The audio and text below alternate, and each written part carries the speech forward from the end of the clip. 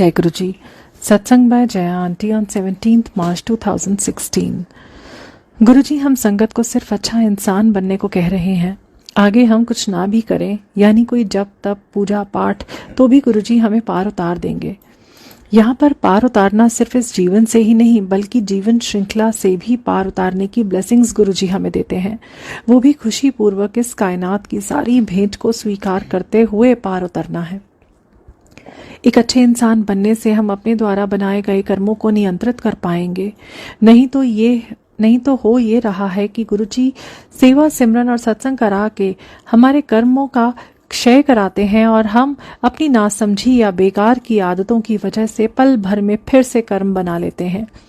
कर्म वो है जो हम सोचते हैं, हम करें या ना करें, सोच भी लिया तो बन गया। अब अच्छी सोच रखेंगे तो अच्छे कर्म बनेंगे। जैसे ही दूसरों के बारे में कुछ भी बुरा करने का सोचा, बना लिया अपना नेगेटिव कर्म। जब जाकर उस कार्य को करेंगे तो पता नहीं कितनी नेगेटिव कमाई कर डालेंगे। एक कहानी कुछ दिनों से व्हाट्सएप और फेसबुक पर आ रही है, उसे दोहराती हूँ। एक दिन किसी राजा के घर ब्राह्मणों का खाने का निमंत्रण था। खाना खुले में बन रहा था। ऊपर आकाश में से एक चील अपने मुंह में सांप को पकड़े उड़ रही थी। सांप ने अपने बचाव में चील पर अपने विष को उल्टा। ये विष नीचे बनते खाने में गिरा। इस खाने को खाते ही सारे ब्राह्मणों की मौत हो गई। यमराज के पास जब इस घटना का विवरण किया गया तो वो खुद परेशान हो गए कि इन मौतों के दोष के भागी किसको ठहराया जाए। चील अपना भक्षण लेकर उड़ रहा था। सांप ने अपने बचाव में विष निकाला था। वो खाने में अनजाने में गिरा। रसोइये को इसकी भनक भी नहीं थी और राजा भी उसी तरह से बेखबर था।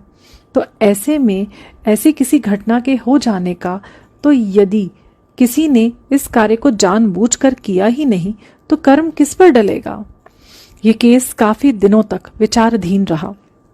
कुछ महीनों के बाद कुछ ब्राह्मण आए और उन्होंने एक औरत से राजा के महल का रास्ता पूछा। महिला ने रास्ता बताते हुए कुटिलता के साथ ये भी जोड़ दिया कि राजा तो ब्राह्मणों का हत्यारा है, उन्हें भोजन कराकर मार डालता है। इन शब्दों का निकलना था कि यमराज ने सारे ब्राह्मणों की हत्या का पाप उस महिला के ऊपर डाल दिया, क्योंकि इसके पहले जितने भी किरदार थे, किसी को इन हत्याओं के बारे में सोचकर प्रसन्नता नहीं हो रही थी। वो अनजाने में हुआ था, पर इस महिला को ये बताते हुए काफी मजा आ रहा था। उसकी सोच ने ही कर्मों का पुलिंदा उसके खाते में डलवा दिया। ये तो है हमारी बुरी सोच का नतीजा। गुरुजी अक्सर कहते हैं कि हम अपने मुंह पर जिप लगाएं। हम इंसान ऐसे हैं कि जब बोलना शुरू करते हैं तो अपनी सीमा को ध्यान में ही नहीं रख पाते। कभी अपनी आत्म प्रशंसा के चक्कर में तो कभी सामने वाले को बड़ा दिखाने के चक्कर में किसी और को हीन या बुरा बता देते हैं। हुआ क्या, ना तो हम बड़े बने ना ही सामने वाला, बस बिना वजह के किसी के बारे में गलत कह दिया और अपना खाता कर्मों से भर दिया। जब हम कम बोलते हैं तो सोच समझकर बोलते हैं, अपने गुरु को याद करके बोलते हैं। बात को बढ़ा चढ़ा कर बोलने की जगह हम वो बोलना सीखने लगते हैं जो सच है और जिसकी वहाँ आवश्यकता है। सिर्फ अपने मुंह पर ताला लगाने से ही हम हर दिन अपने बहुत से नेगेटिव कर्मों को संचित करने से बच जाते हैं। जब हम कम बोलते हैं तो खुद से बातें करने लगते हैं, क्योंकि हमें आदत जो है बोलने की, ऐसे में खुद से अपना परिचय होना शुरू हो जाता है। अपने ही सवाल का जवाब जब हम खुद देते हैं तो आश्चर्यचकित हो जाते हैं। खुद का चेहरा देखकर, खुद को जानकर, जिस चेहरे को हम सबसे ढक कर छिपा कर रखे हुए थे इस खोखले आडंबर की दुनिया के दिखावे में, वो चेहरा इतना सुंदर या इतना बुरा हो सकता है, ये समझ आ जाता है। जैसे जैसे हम खुद को जानने लगते हैं, हम उसी के हिसाब से अपने कदम बढ़ाने लगते हैं। हम एक अच्छा कदम बढ़ाते हैं, गुरुजी हमारे साथ हो लेते हैं। आखिर गुरुजी इसी कदम का तो इंतजार कर रहे होते हैं। जब हम खुद समझें कि हम कहाँ चूक रहे हैं, दूसरा कितना भी कहे जाए दूसरा कितना भी कह जाए, यदि हम खुद से बात करने की हमें आदत नहीं है तो हम मैसेज ही नहीं समझ पाएंगे, या तो सोचेंगे कि हम ऐसे हो ही नहीं सकते, तो ये मैसेज तो हमारे लिए है नहीं, या सोचेंगे कि हम तो पहले से ही इतने अच्छे हैं तो इस मैसेज का हमारे लिए कोई मतलब नहीं है। हर मैसेज को अपने ऊपर लागू करना है और उससे संबंधित सवाल खुद से ही पूछने हैं, तभी समझ आएगा कि वो हमारे लिए है या नहीं। गुरुजी का मैसेज कभी भी किसी एक के लिए नहीं होता। उनके एक शब्द से कई लोगों का एक साथ कल्याण होता है, और ये गुरुजी पहले ही बता चुके हैं। एक छोटा सा अपना अनुभव शेयर करती हूँ। कुछ महीने पहले गुरुजी का एक मैसेज था कि कुछ खतरनाक बीमारियों से हम अपने को बचा सकते हैं सिर्फ 2 नग लहसुन और सफ़ेद प्याज खाकर।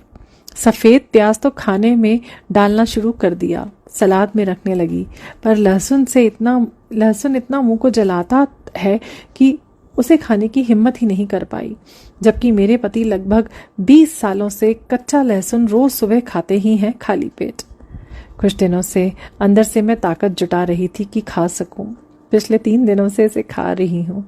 जब पति ने देखा कि 20 साल से तो मैं कह रहा हूँ पर खाया ही नहीं, जब मेरे मुंह से निकला वो था कि ये तो गुरुजी के मैसेज के बाद भी मैं नहीं खा पाई, तो किसी और के कहने से क्या खाती। अपने ही शब्द कान में पड़े और मैं ग्लानि से भर गई। गुरुजी के मैसेज को फॉलो करो, ये हजारों बार कहती हूँ, लिखती हूँ, और एक छोटी सी तकलीफ के आगे मैंने इतने दिनों से मैसेज को फॉलो ही नहीं किया। यही तो है हम वास्तव में। हमें कहाँ पता है कि इस लहसुन के झाल से गुरुजी हमारा कौन सा कर्म कटवाने का सोच रहे हैं, या कौन सी बीमारी इससे दूर कर दी होती। हमने खुद ही अपना रास्ता रोक लिया, खुद ही अपने को पीछे रोक रखा है। इतने समय में तो गुरुजी ने कितने ही कल्याण कर देने थे, पर हम अपना दिमाग लगा देते हैं मैसेज फॉलो करने की जगह। ऐसे में गुरुजी कहते हैं जाओ, फिर जब वापस आओगे मैसेज फॉलो करोगे तभी कल्याण शुरू होगा। आज जो भी संगत तक ये मैसेज पहुंच रहा है वो बहुत ही भाग्यशाली हैं। आज हमें समझ आ रहा है कि क्या हो रहा है हमारे आसपास, हम क्यों हैं, गुरुजी क्या करने आए हैं और हमें गुरुजी से क्या मिल रहा है, आदि आदि। नहीं तो बस अंदाजा ही लगाते रहते, और जितने मुंह उतना ही अंदाजा, कहीं नहीं पहुंचते। बीच नदी में तैरना आ भी रहा है तो क्या, यदि किनारे का पता ही ना हो। अभी गुरुजी हमें हमारा किनारा समझा रहे हैं, और हम जिसके लिए प्रयत्न कर रहे हैं। हमें गुरुजी शिव पुराण पढ़ने को कहते हैं, सुखमनी साहिब का पाठ करने को कहते हैं। अब हम संगत इतने आलसी हैं कि कुछ भी नहीं हो पाया। गुरुजी हमारी कमजोरी को जानते हैं, उन्होंने ये भी अब हमारे हाथ में लाकर रख दिया। रोज हुक्मनामा और शिव पुराण के ऑडियो सुनाकर हमारी ये कमी भी दूर कर दी। जुड़ने के लिए एक और लिंक दे दिया। माफ़ी गुरुजी, आप सही कहते हो कि हमें पका पकाया खाने की आदत हो गई है, पर आप तो हम संगत का इतना ख्याल रखते हो कि आपके दुलार में ही हम ऐश कर सकते हैं, वरना ये हर तरफ से आती आफत हमारे जीवन को कभी भी लील सकती है। ऐसे ही कृपा बनाए रखना गुरुजी हम सभी संगत पर, और हमारी भूल चूक को माफ़ करना। जय गुरुजी।